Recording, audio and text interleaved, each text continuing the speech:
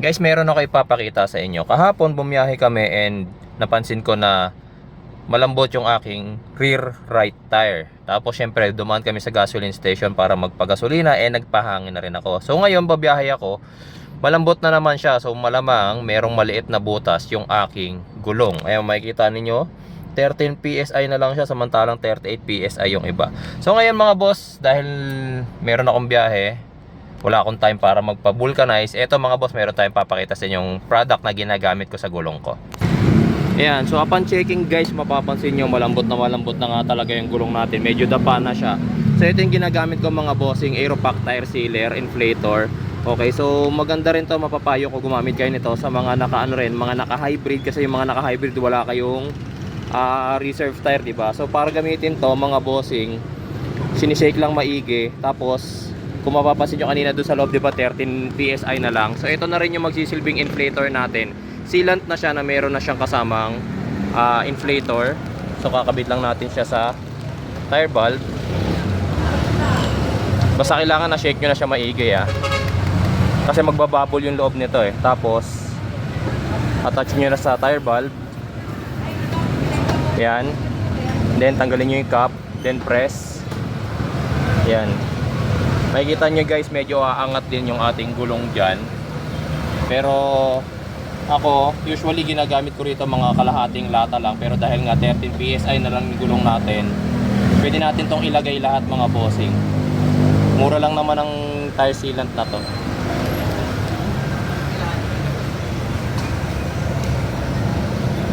Yan, makikita nyo umaangat na yung gulong natin, diba? So nai-inflate na rin siya.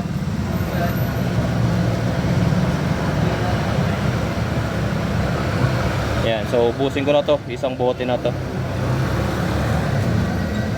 Ayan, pag naubos na natin yung isang bote mga bossing, mabilisan lang yung pagtanggal nito kasi nga since nagpasok tayo ng sealant, medyo pag binuksan natin to, sisingaw pa yan. Kaya kailangan medyo bilisan nyo. Ayan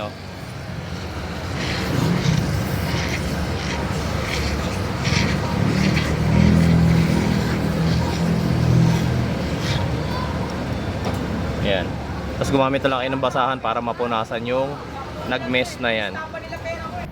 So ngayon dito sa loob mga bossing, makikita nyo na inflate kahit papano yung ating gulong, diba? 21 PSI. So maya maya, dahil magpapagasolina rin naman ako, dadaan ako ng gasoline station para lang magpahangin. So anong purpose nung nilagay natin mga boss? Kasi nga sealant nga siya. So para makabiyahe pa ako papunta sa gasoline station, tapos magpapahangin tayo doon para ma-inflate natin sa tamang pressure. Ngayon, pagkatapos ng biyahe natin, titignan ko kung sisingaw pa siya. Papakita ko rin sa inyo kung effective ba talaga yung nilagay ko na tire sealant, okay?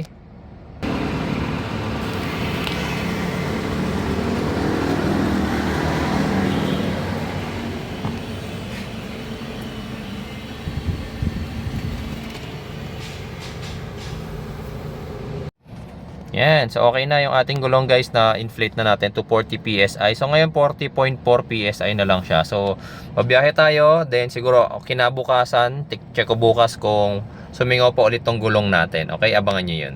Hi guys, so 3 days na mula nung pinakita ko sa inyo na in-inflate natin yung gulong namin. Itong rear right na to using yung Aeropack tire inflator. So tingnan natin mga bossing kung ano pa siya, deflate pa siya rito, pero based dun sa itsura niya mukhang hindi na. Pero tingnan natin yung ating tire pressure. Ayan, kung makikita ninyo yung iba 37.6, pero siya 36.2. Yes, medyo siya yung pinakamababa sa kanilang apat, pero at least kahit na 3 days na yung nakalipas, hindi na siya bumaba. Samantalang nung nakaraan kasi, diba, after namin ng biyahe, parang kinabukasan lang nung gagamitin ko yung kotse, parang nasa ilang PSI na lang to, parang 17 ata yung pagkakatanda ko, diba? Pero ngayon hindi na siya sumisingaw mga boss. So effective yung Aeropack tire inflator natin mga bossing. So may sealant na rin kasi siya. So yung product link nung ginamit ko na tire inflator, ilalagay ko na lang po sa comment section mga bossing. Salamat po.